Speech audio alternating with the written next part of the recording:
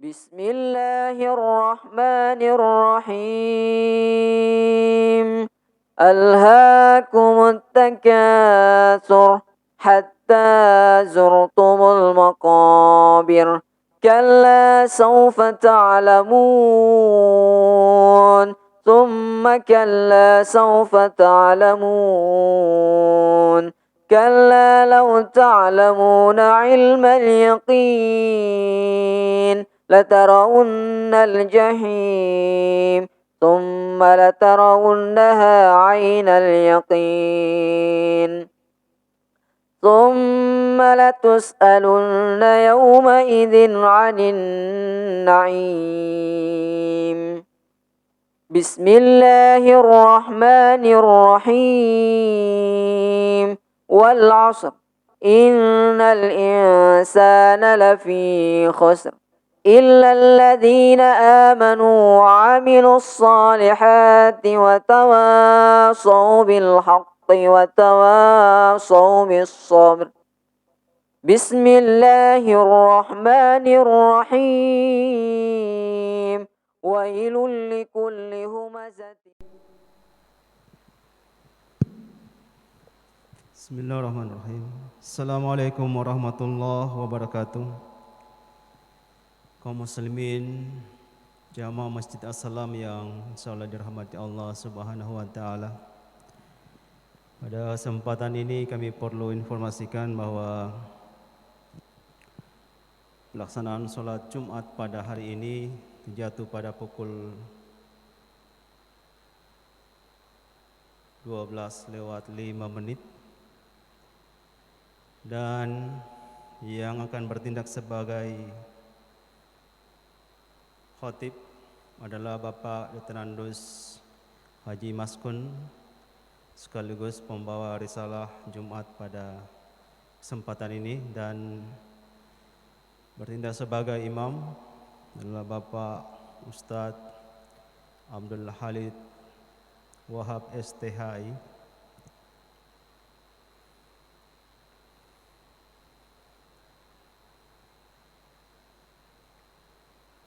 Dan sebelum pelaksanaan sholat Jumat, sesuai dengan program kita di Kementerian Agama Masjid As-Salam, ada penyampaian risalah sebelum Jumat yang kebetulan pada hari ini akan disampaikan oleh Letrandos Haji Maskun.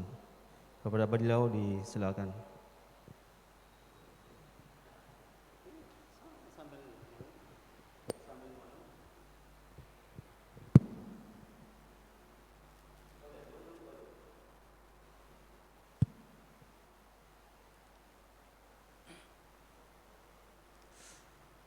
Bismillahirrahmanirrahim.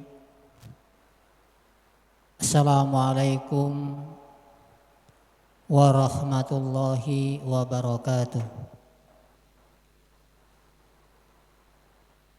Alhamdulillahi rabbil alamin. Alhamdulillahilladzi hadana li hadza wa ma kunna linahtadiya laula an hadanallah. Ashhadu an la ilaha illallah wahdahu la syarika lah wa asyhadu anna Muhammadan abduhu wa rasuluh, amma ba'du.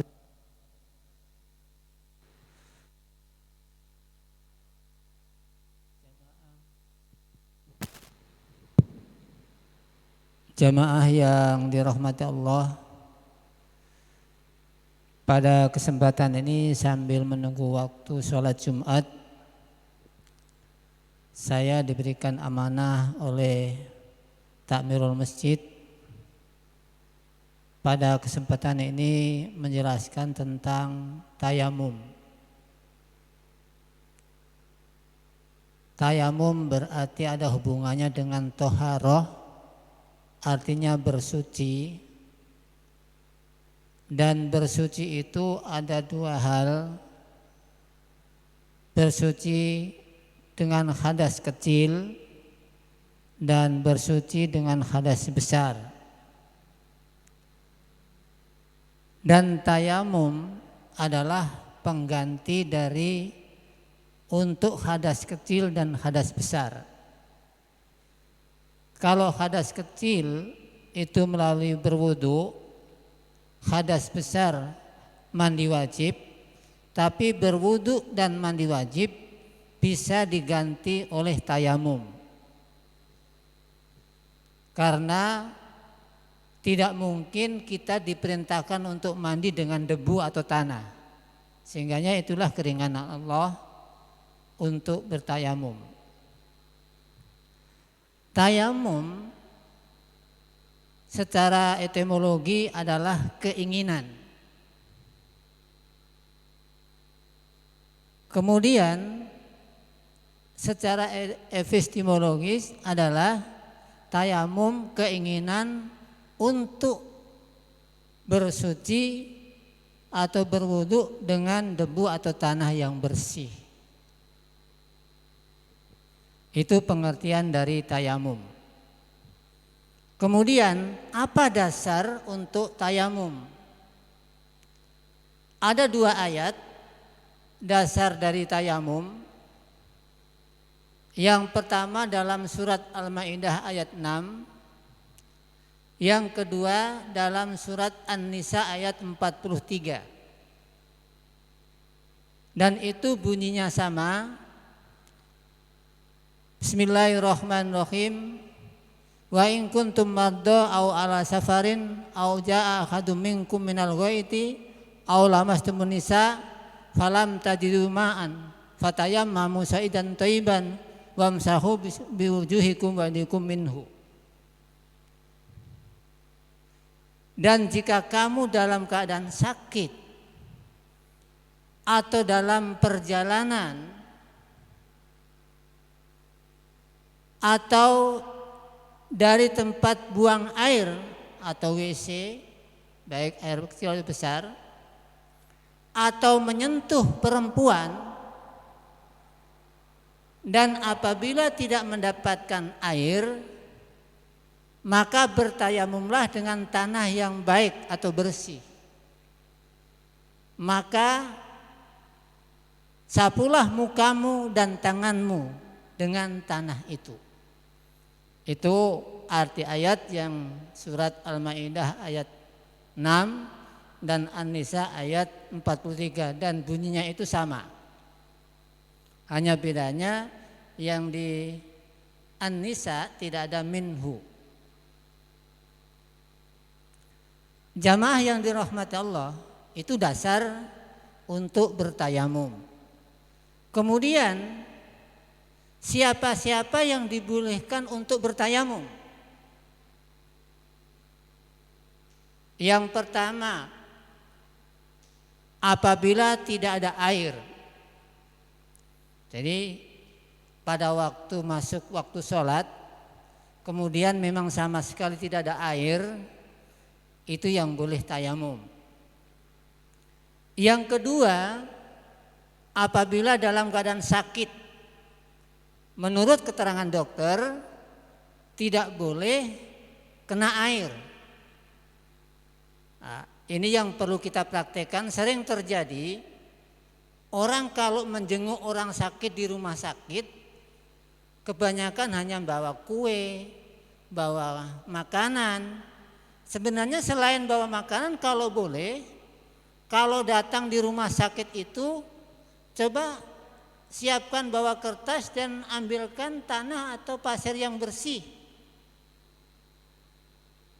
Apabila pada waktu masuk waktu sholat, itu orang sakit sudah bisa disiapkan, oh ini pasir atau tanah yang bisa untuk tayamum. Nah, itu perlu kita usahakan apabila kita datang ke rumah sakit. Yang ketiga, dalam perjalanan atau musafir. Jadi musafir juga apabila dalam perjalanan itu tidak mendapatkan air, apalagi dalam kendaraan, ya itu boleh bertayamum. Kemudian ada air tapi airnya dingin. Apabila berwudu mungkin asmanya mau kambuh, atau mungkin dengan air yang dingin akan jadilah penyakit. Itu dibolehkan juga tayamum. Yang berikut, ada air tapi cukup untuk diminum atau kepentingan lainnya. Untuk berwudu tidak boleh, tidak cukup, itu juga boleh.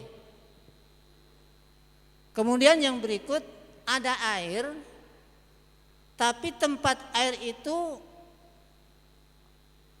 akan menjadikan bahaya bagi dirinya. Contoh, ada air di sebelah, ternyata di situ ada ular besar yang membahayakan. Apabila kita ambil air di sana, jangan sampai ular akan makan. Atau ada hal yang lain, itu juga boleh. Kemudian ada air, tetapi apabila ambil air wudhu di situ akan habis waktu sholat. Umpamanya masjidnya di sini, ternyata air yang ada hanya di sebelah kantor sana. Kalau mau ke sana waktu sholat habis, itu dibolehkan juga untuk berwudhu. Jadi bertayamum. Ini beberapa hal yang dibolehkan untuk bertayamum. Kemudian bagaimana cara bertayamum? Jadi cara tayamum yang pertama adalah niat.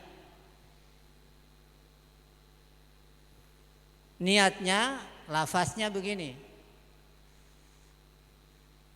Nawaitu tayamuma listibahatis sholati lillahi ta'ala.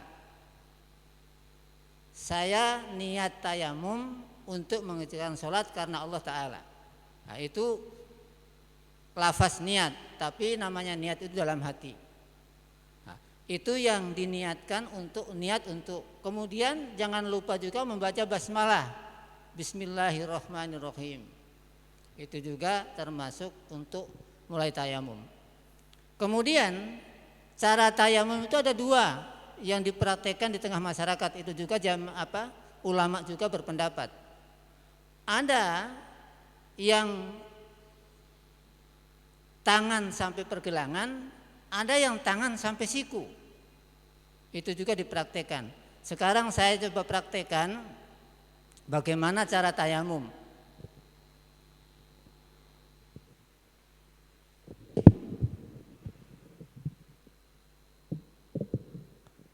Jadi apabila sudah siapkan pasir atau tanah yang bersih, tangan kita tepukkan. Kalau apabila pasir atau tanah banyak, itu ada yang ditiup dulu. Nah, saya praktekkan yang sampai di pergelangan. Jadi tepukkan, kemudian kalau banyak ditiup, kemudian setelah itu di muka. Karena dalam ayat tadi, basuhlah mukamu dan tanganmu. Ini muka hanya satu kali, kemudian di punggung tangan, cukup.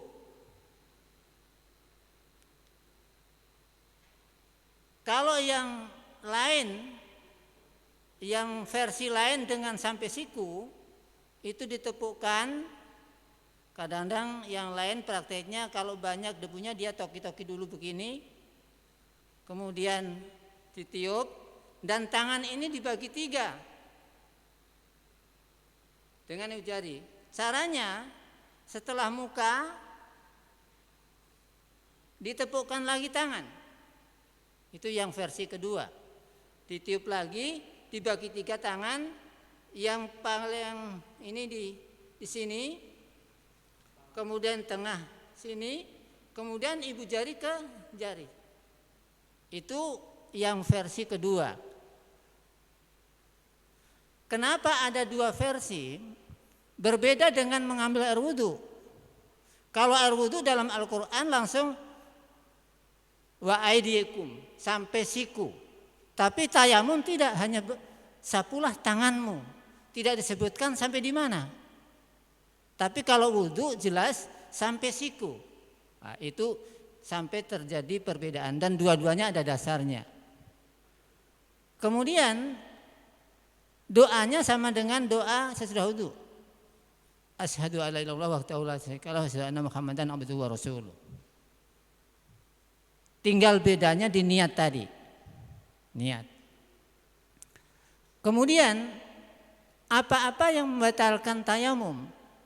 Yang membatalkan tayamum adalah semua yang membatalkan air wudhu. Jadi sama.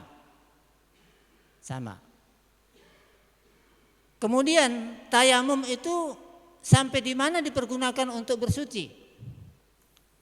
Ingat, apabila sebelum sholat itu masih ada waktu, sudah ada air, batalah tayamum. Dia diganti dengan mengambil air wudhu. Begitu juga kalau umpamanya setelah waktu duhur bertayamum, waktu asar sudah ada air, dia harus diganti dengan air wudhu. Batalah tayamumnya apabila sudah boleh dengan mengambil air wudhu. Saya kira itu penjelasan singkat tentang tayamum. Mungkin ada di antara jamaah ada yang kurang jelas, bisa ditanyakan, kita bahas bersama, karena ini hal-hal yang kurang kita praktekkan, tetapi kadang-kadang dalam hal yang mendesak bisa kita pergunakan. Salah satu contoh, kalau kita naik di kendaraan itu mungkin tadi yang saya jelaskan pakai tanah atau pasir. Sekarang bagaimana di kendaraan? Dalam petunjuk di kendaraan itu boleh di dinding, di kaca mobil atau dinding mobil atau di sandaran kursi yang di belakang, itu juga boleh. Pertanyaannya, apakah debu? Insya Allah ada dan itu dibolehkan. Aturannya seperti biasanya kalau ibadah haji itu beberapa waktu dalam pesawat itu diperintahkan hanya di belakang kursi sandaran itu yang diambil untuk bertayamum. Nah, karena Allah tidak mempersulit bagi kita untuk melaksanakan ibadah. Semua yuridullahu bikumul yusra wa la yuridu bikumul usra. Jadi Allah memudahkan dan Allah tidak menyulitkan. Kadang-kadang orang, bagaimana kita sholat? Tidak ada air. Ini yang perlu. Dan sekali lagi saya ingatkan kepada seluruh jamaah, apabila kita datang ke menjenguk orang sakit di rumah sakit, jangan hanya membawa makanan dan lain, boleh itu, tapi coba siapkan mungkin bawa kertas yang bersih, kemudian diisi pasir yang bersih. Waktu sholat, orang yang sakit disuruh sholat. Tapi kadang-kadang sering terjadi justru orang sakit di rumah sakit jarang yang sholat. Nah, itu orang yang sehatlah yang memperingatkan, termasuk kita yang menjenguk. Usahakan seperti itu. Bawa pasir di kertas yang bersih atau tempat yang bersih, waktu sholat, Pak atau Bu, kita tayamum, Ibu tayamum untuk sholat. Itu manfaat sekali daripada kita hanya bawa makanan, ternyata yang sakit tidak bisa makan. Dan itulah perlu untuk makanan rohani ibadah. Jamaah yang dirahmati Allah, kira-kira ada yang perlu tanyakan, silakan. Karena ini ada dialognya.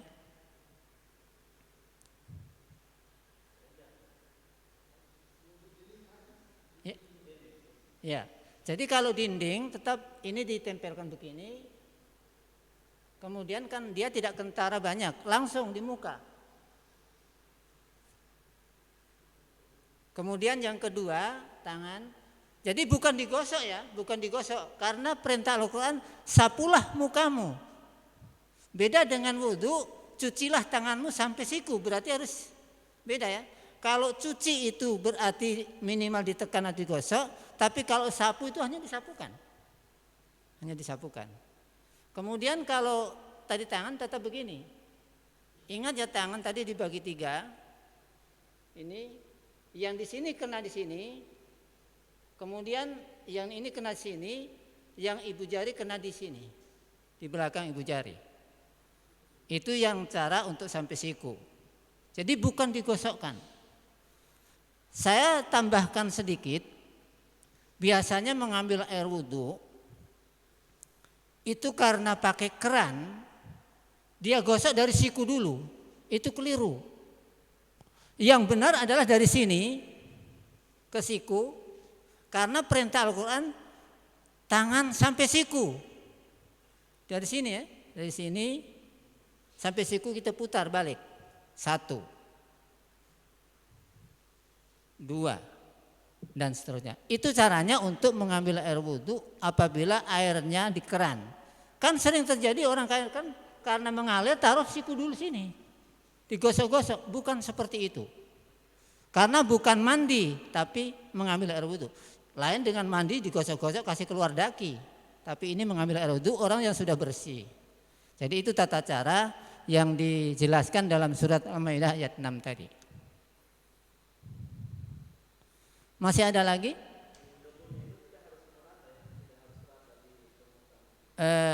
Debu itu yang penting muka itu sudah terkena semua di muka, di tangan, telapak tangan. Jadi taruh di atas, sini muka. Yang ini di ujung mata ini 1 kali. Begitu. Berarti kalau sudah disapu semua sudah kena. Karena perintahnya sapulah mukamu dan tanganmu. Itu dalam Al-Quran tadi. Iya, tidak kentara tidaknya itu kan kadang-kadang kalau seperti di dinding itu abu kan tidak kentara di tangan kan. Nah, kalau diperiksa apakah ada abunya? Karena mata kita itu pandangannya terbatas. Kalau pakai alat yang canggih di dinding itu rata-rata ada abu. Itulah perintah Al-Quran seperti itu. Ada lagi? Silakan.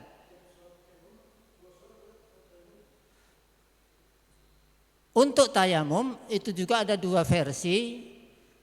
Ada yang menyatakan hanya untuk 1 waktu sholat. Ada yang menyatakan biar 1 hari 1 malam apabila tidak mendapatkan air dan tidak boleh mengambil air wudhu, boleh dipakai dan tidak batal. Apabila tidak batal. Itu pendapat-pendapat yang di dalam. Nah, silahkan diambil yang mana. Yang penting niat kita sudah bertayamum, kemudian itu belum batal dalam tayamum. Tapi yang jelas apabila mendapatkan air itu batal tayamum. Apabila mendapatkan air, yang orang boleh mengambil air wudhu. Tadi kan ada beberapa versi.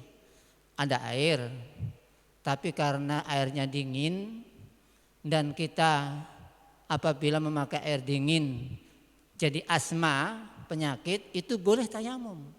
Termasuk suami istri yang mungkin pada waktu malam itu bersama-sama, kemudian mau mandi untuk salat subuh akan jadi penyakit, boleh tayamum. Boleh tayamum. Dan itulah keringanan Allah. Boleh tayamum. Karena apa? Sering terjadi kalau orang punya penyakit asma, itu kena air dingin tuh sudah langsung sesak napas. Nah, itu boleh untuk tayamum. Walaupun bertemu dengan suami istri, karena tayamum itu mengganti hadas kecil dan hadas besar. Itu. Masih ada yang lain? Silakan Bapak-bapak. Karena ini penting sekali walaupun ini jarang kita pakai. Sekali waktu kita pakai bingung bagaimana cara tayamum. Itu kadang-kadang seperti itu. Kalau kita sudah tahu kapan dan di mana, insya Allah mudah. Masih ada?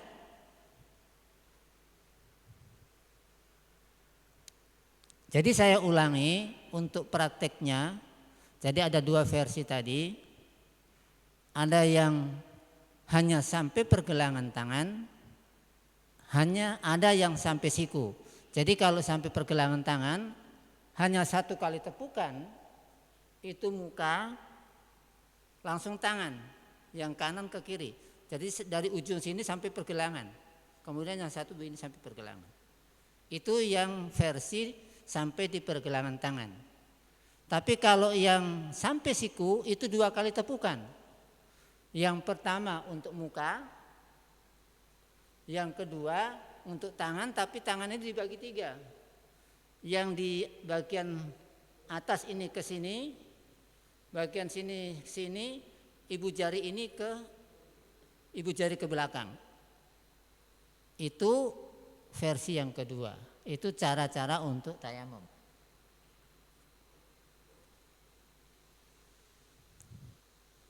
Masih ada? Saya kira itu beberapa hal untuk tentang tayamum. Mudah-mudahan yang singkat ini bisa menambah wawasan kita bersama, dan bagi yang sudah tahu mempermantap atau mengingatkan kembali kepada kita, termasuk pribadi saya, ya mudah-mudahan ini tidak menyulitkan kita untuk melesaikan ibadah. Kadang-kadang sering terjadi orang yang sulit untuk melesaikan ibadah, alasannya saya tidak bisa wudhu, padahal bertayamum dibolehkan. Termasuk sering terjadi di kendaraan, pamannya dari Gorontalo ke Manado, dan mobil itu karena sopirnya tidak singgah sampai tidak sholat. Ada dua cara, kalau memang waktunya boleh dijamak, tapi kalau tidak boleh harus sholat di atas kendaraan. Di atas kendaraan itu harus. Dari tayamum tadi, bisa mengambil di dinding mobil, bisa mengambil di sandaran kursi yang di belakang. Itu cara untuk tayamum. Jadi seperti itulah apabila kita bepergian jauh, karena dalam Al-Quran tadi au ala safarin, apabila kamu dalam perjalanan. Karena sering terjadi pengalaman dulu, kalau saya ke Manado itu kadang-kadang sopir pada waktu sholat tidak mau berhenti, tinggal kita untuk sholat di dalam kendaraan melalui tayamum. Saya kira demikian. Terima kasih. Wabillahi taufiq wal hidayah. Assalamualaikum warahmatullahi wabarakatuh.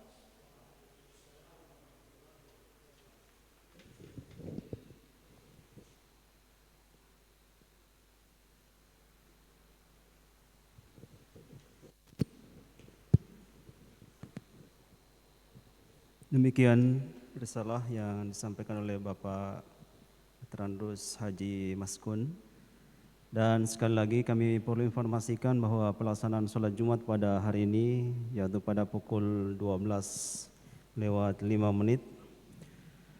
Dan sebelum pelaksanaan sholat Jumat ada beberapa hal yang perlu kami sampaikan.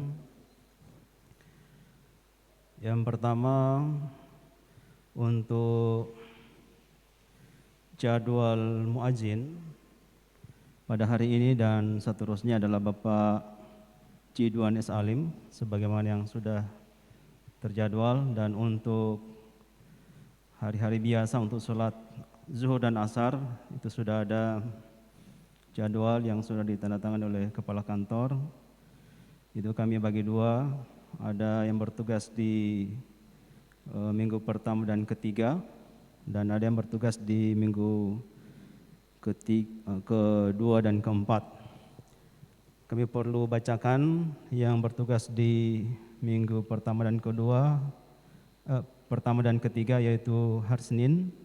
Mulai hari Senin itu Sepri Rahman SE, hari Selasa Alpian Pilomonu SPD, kemudian hari Rabu Ferki Dunggio, dan hari Kamis Zulfikar Musa. Kemudian yang bertugas di minggu atau pekan kedua dan keempat, ini penanggung jawab ya, jadi penanggung jawab. Senin Abdurrahman Ngou SE, Selasa Hamzah Hasan, Rabu Muhammad Rizal Ibrahim, Kamis Rahman Yusuf Ngoy. Jadi nama-nama itu adalah penanggung jawab petugas ajan. Kemudian Bapak Ibu, pada hari ini tetap pelaksanaan Jumat secara live.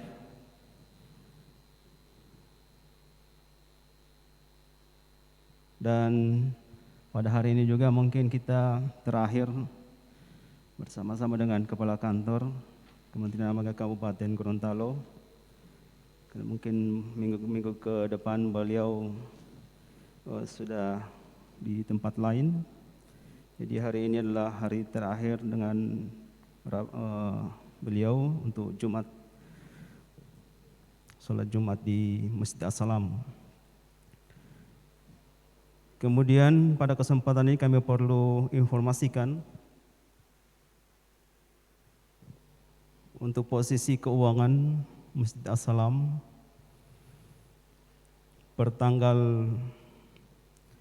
saldo per tanggal 5 Februari 2021 2.867.000.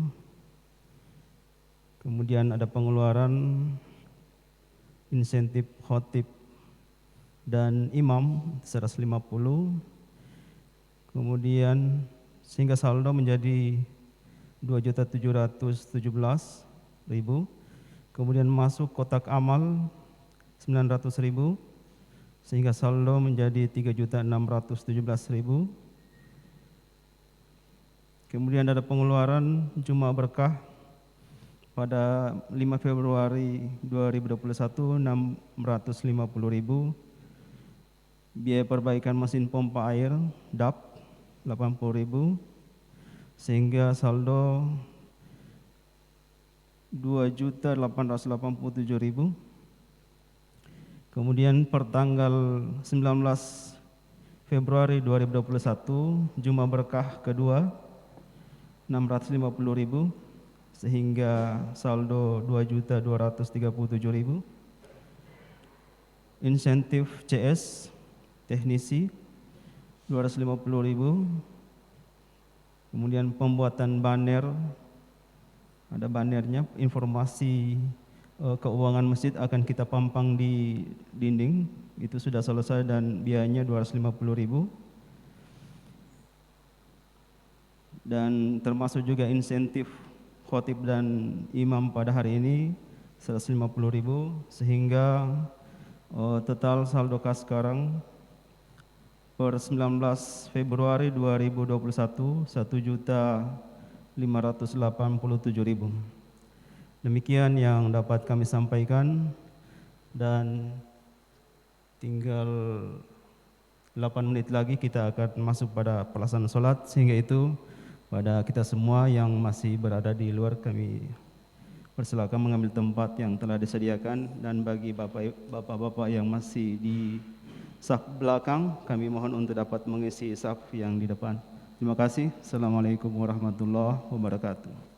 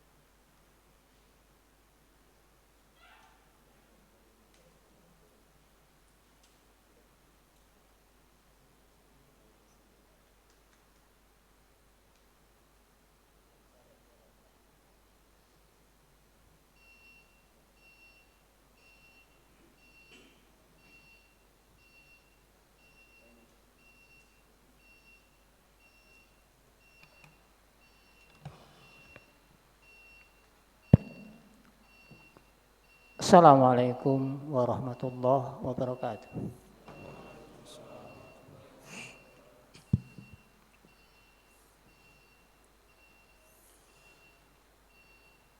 Allahu Akbar, Allahu Akbar.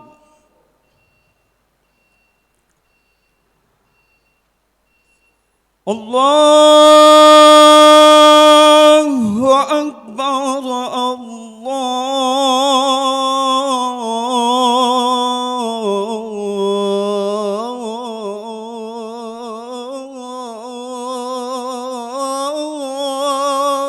Akbar.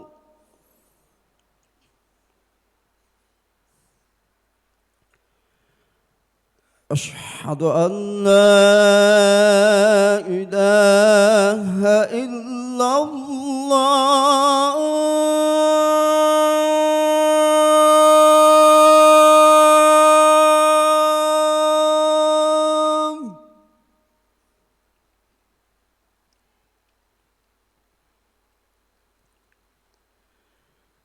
أشهد أن لا إله إلا الله.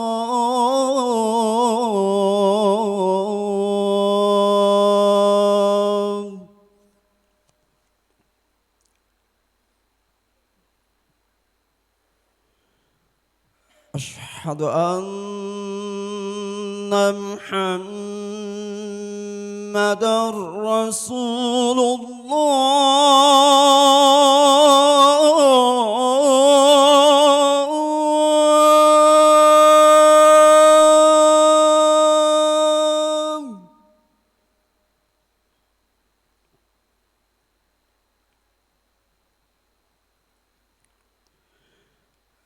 أشهد أن محمدًا رسول الله.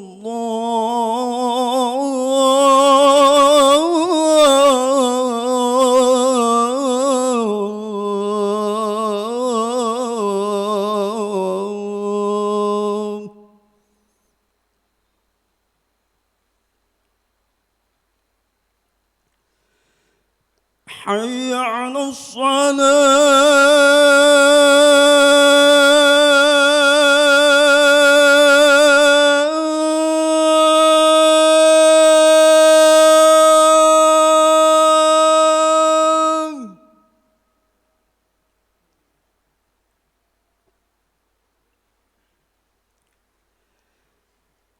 حي على الصلاة.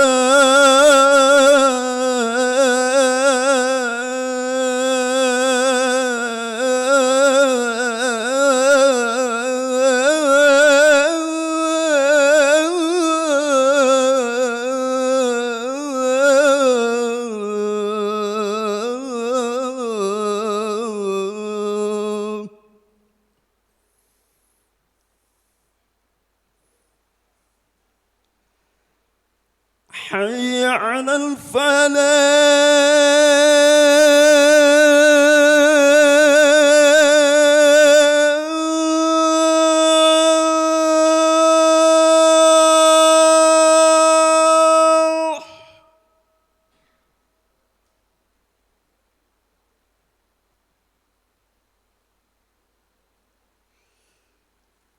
حي على الفلاح.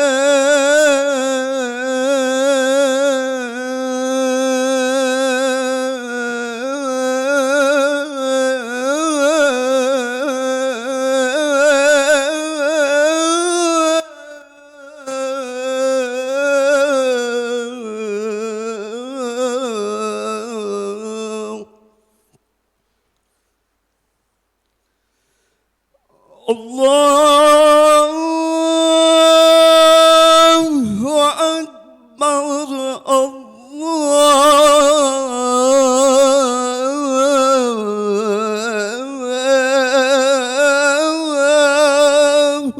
أكبر.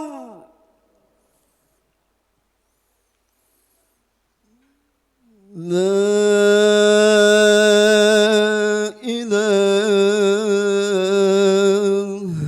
إلا الله.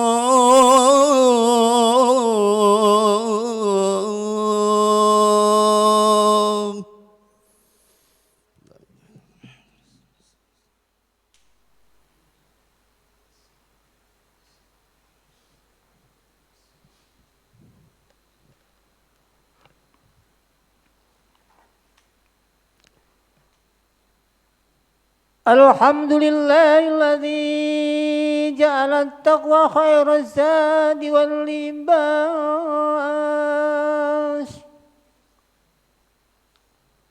wa amarna an tazawwada biha yawmal bi'as.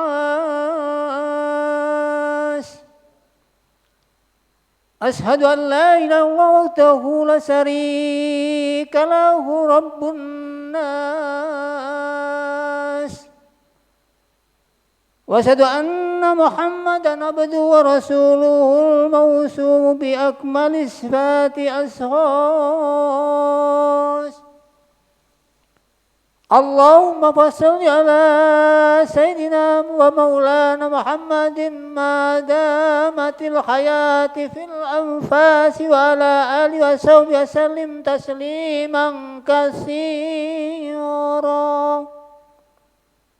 Amma ba'du fa ya ayuhan nas ittaqullaha wasma'u wa ati'u la'allakum tuflihun. Wa'lamu anna taqwa madaru kulli syadam. Faqala ta'ala ya ayyuhalladzina amanu ittaqullaha haqqa tuqatih wa la tamutunna illa wa antum muslimun. Kaum muslimin jamaah Jumat yang dirahmati Allah, pertama-tama marilah kita senantiasa memanjatkan puja dan syukur kepada Allah Subhanahu wa taala, karena dengan rahmat dan nikmat-Nya lah alhamdulillah pada kesempatan ini kita masih diberikan kesehatan dan keimanan. Karena dengan keimanan inilah yang akan menjadikan kehidupan kita bahagia, baik untuk kehidupan dunia, teristimewa kehidupan di akhirat kelak. Jamaah yang dirahmati Allah, pada kesempatan yang mulia ini saya akan menyampaikan khutbah tentang membangun generasi yang berakhlakul karimah. Jamaah yang dirahmati Allah, kalau kita melihat situasi dan keadaan sekarang ini, sudah banyak generasi muda Islam kita yang jauh dari ajaran-ajaran agama. Mereka sering berkumpul di tempat-tempat yang bukan kegiatan keagamaan. Apabila ada kegiatan keagamaan, jarang pemuda-pemudi kita yang datang untuk mencari ilmu tersebut. Olehnya itu, Allah Subhanahu wa taala memperingatkan kepada kita sebagai orang tua bagaimana membangun generasi muda Islam kita menjadi berakhlakul karimah. Dalam Al-Quran surat An-Nisa ayat 9 Allah memperingatkan, A'udzu billahi minasyaitonir rajim. Bismillahirrahmanirrahim. Wal yakhshal ladzina law taraku min khalfihim dzurriyyatan di'afan khafu 'alaihim wal yattaqullah wal yaqulu qawlan sadida. Dan hendaklah kalian takut apabila meninggalkan keturunan-keturunan kamu dalam keadaan lemah yang kau khawatirkan terhadap kesejahteraan mereka, dan bertakwalah kepada Allah dan berkatalah dengan perkataan yang benar. Dalam ayat tersebut Allah memerintahkan kepada kita, jangan sampai kita meninggalkan anak cucu kita dalam keadaan lemah. Hal ini secara pokok ada 3 hal yang perlu kita bangun terhadap keturunan kita.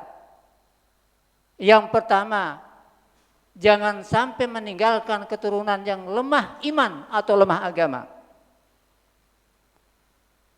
Kita lihat generasi muda Islam kita sekarang. Mereka enggan belajar agama. Mereka enggan untuk membaca Al-Quran. Dan mereka enggan untuk datang ke tempat-tempat majelis taklim dan keagamaan. Ini adalah satu dorongan kita sebagai orang tua. Bagaimana ke depan anak-anak kita menjadi anak-anak yang soleh dan solihah.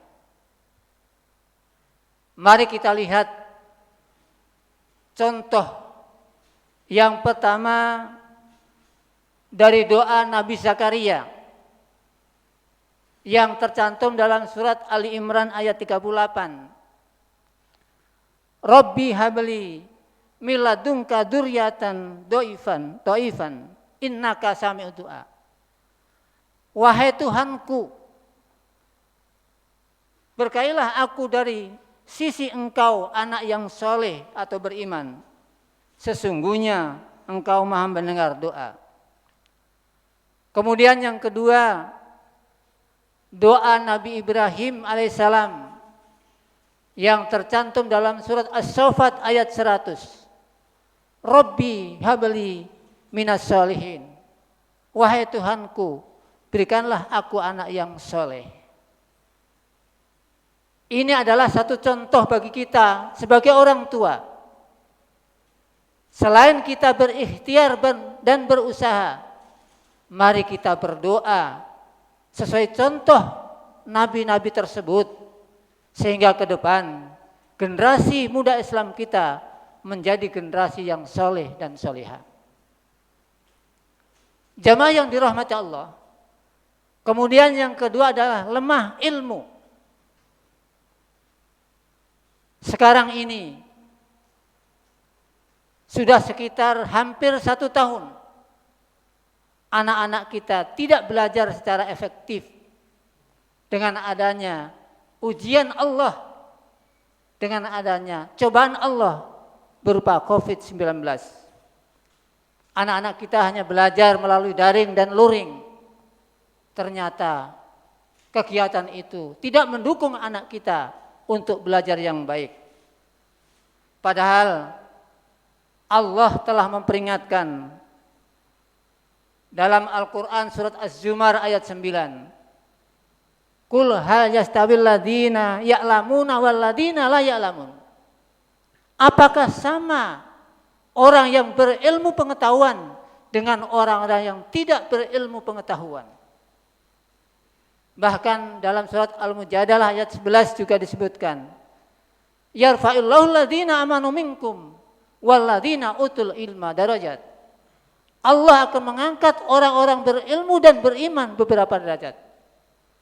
Bahkan Rasulullah SAW memperingatkan dalam hadisnya, man arada dunya fa'alai bil ilmi, wa man arada al-akhirata fa'alai bil ilmi, wa man arada huma fa'alai bil ilmi. Barang siapa menginginkan kehidupan dunia harus memiliki ilmu. Barang siapa menginginkan kehidupan akhirat harus memiliki ilmu. Dan barang siapa menginginkan kehidupan dunia dan akhirat juga harus memiliki ilmu. Sehingganya kita sebagai orang tua, bagaimana mendidik anak-anak kita? Kita usahakan anak-anak kita harus memiliki ilmu pengetahuan, baik umum maupun agama. Sehingganya Nabi memerintahkan kepada kita sebagai orang tua, zuyyinu buyutakum fis sholati wa qiraatil Qur'an. Hiasilah rumah tanggamu dengan sholat dan baca Quran. Jamaah yang dirahmati Allah. Kemudian yang ketiga adalah lemah ekonomi. Ingat Rasulullah SAW memperingatkan dalam satu hadisnya, kadal fakru ayyakuna kufran. Kemiskinan akan membawa kepada kekufuran. Kita lihat sering terjadi pencurian, perampokan, pembunuhan, korupsi, kolusi dan lain sebagainya. Itu sebabnya adalah kemiskinan.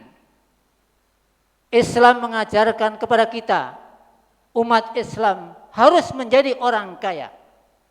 Kita lihat dalam rukun Islam, ada perintah mengeluarkan zakat.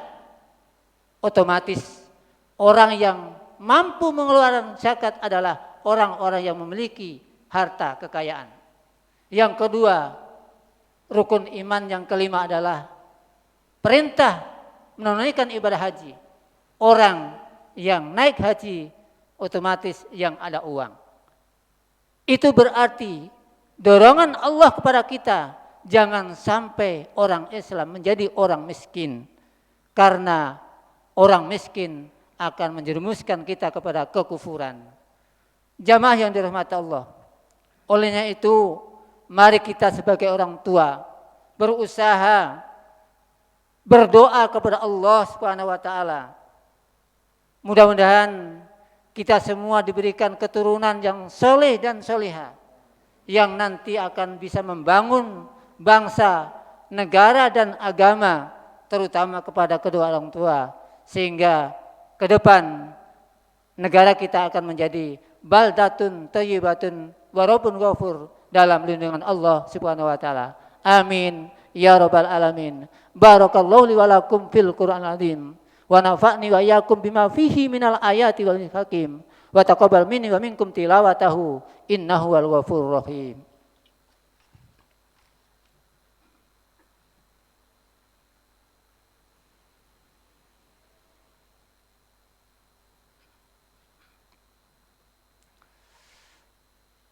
Alhamdulillah hamdan katsiran kama amar. Asyhadu an la ilaha illallah wahdahu la syarika lahu liman jahada bihi wa kafar. Wa asyhadu anna Muhammadan abduhu wa rasuluhu sayyidul khalaiqi wal basar. Allahumma shalli wa sallim ala Muhammadin wa ala alihi wa sallim tasliman katsira. Amma ba'du. Jamaah yang dirahmati Allah, dalam khutbah yang kedua ini menyambung khutbah yang pertama untuk memantapkan bagaimana kita sebagai orang tua, ikhtiar kita untuk menciptakan keluarga kita sakinah mawaddah rahmah, atau bisa menciptakan generasi-generasi kita ke depan, generasi yang soleh dan soleha.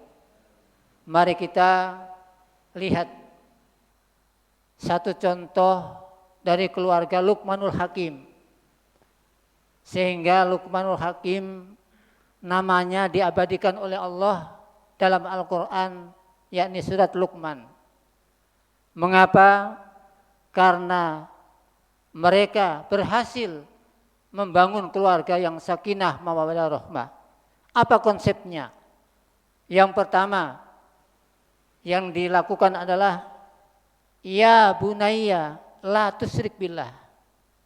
Hai anakku, jangan mempersekutukan Allah. Berarti ketauhidan dipermantap pada anak-anaknya. Yang kedua, ya bunayya aqimis shalah.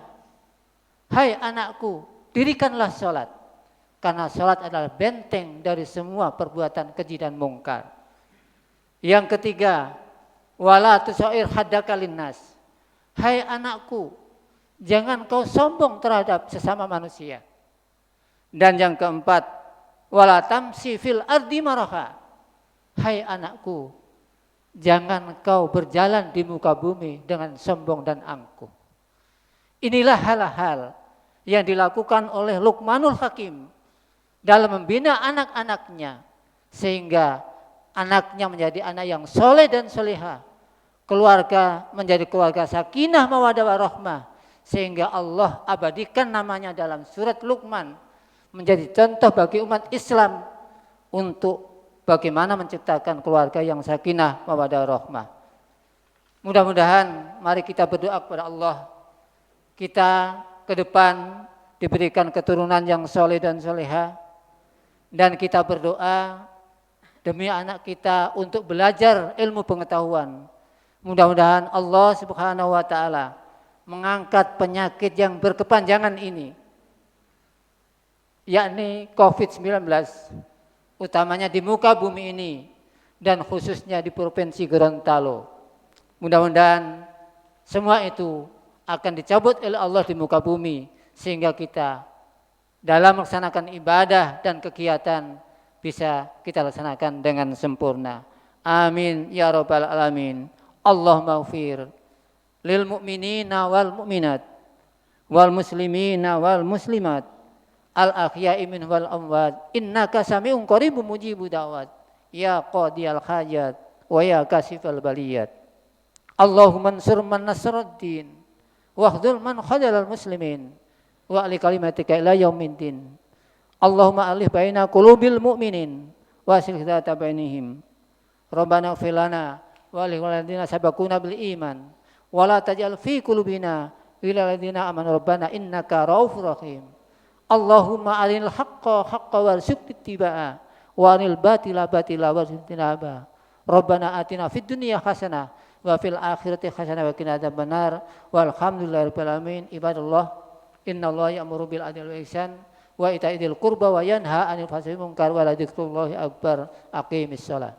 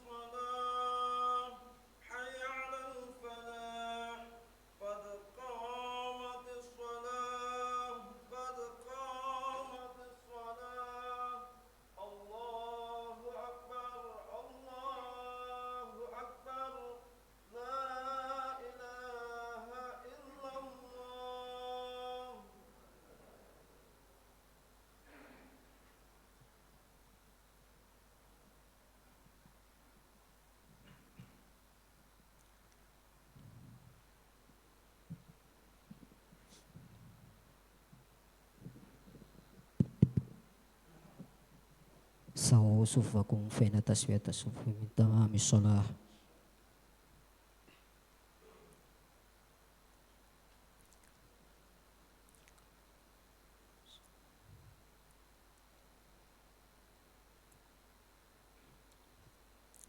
Allahu akbar.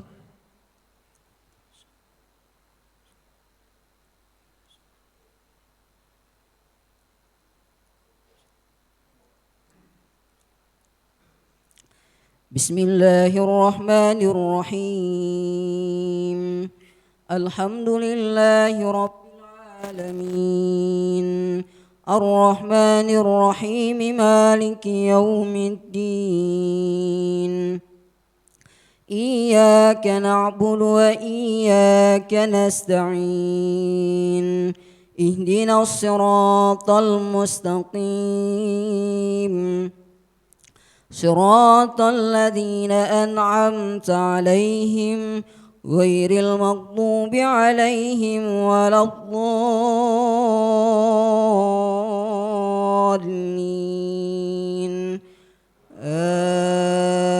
آمين. بسم الله الرحمن الرحيم. يسبح لله ما في السماوات وما في الأرض الملك القدوس العزيز الحكيم. هو الذي بعث في الأميين رسولا منهم يتلو عليهم آياته ويزكيهم ويعلمهم الكتاب والحكمة وإن كانوا من قبل لفي ضلال مبين. وآخرين منهم لما يلحقوا بهم وهو العزيز الحكيم. ذلك فضل الله يؤتيه من يشاء والله ذو الفضل العظيم. مثل الذين حملوا التوراة ثم لم يحملوها كمثل الحمار يحمل أسفارا بئس مثل القوم الذين كذبوا بآيات الله والله لا يهدي القوم الظالمين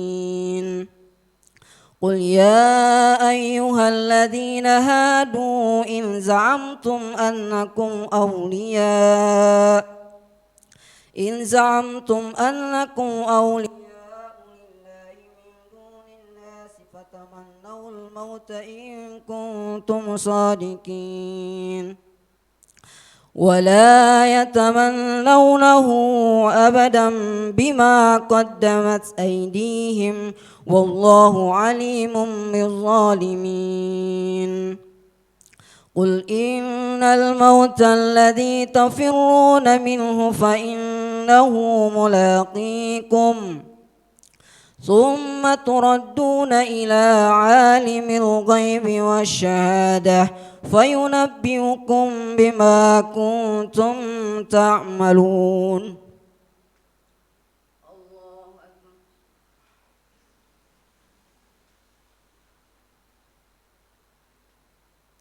سمع الله لمن حمده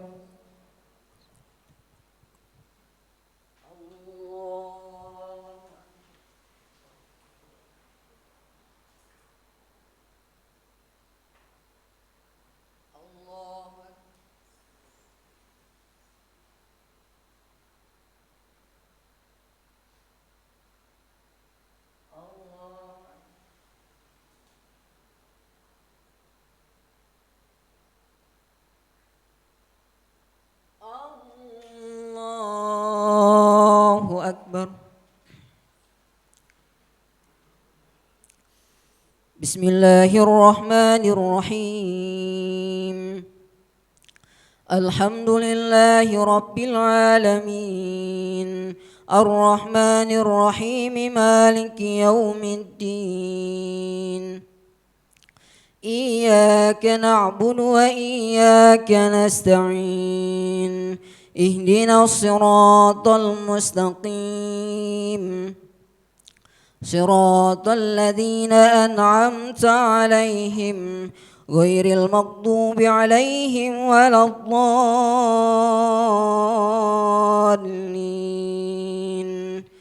آمين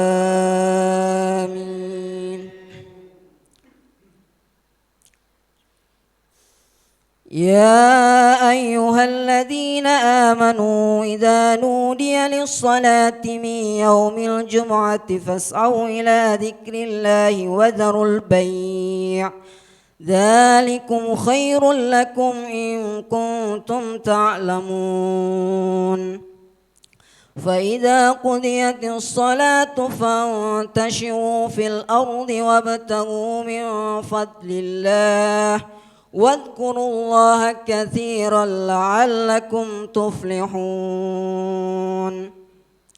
وإذا رأوا تجارة أو لهوا انفضوا إليها وتركوك قائما قل ما عند الله خير من اللهو ومن التجارة والله خير الرازقين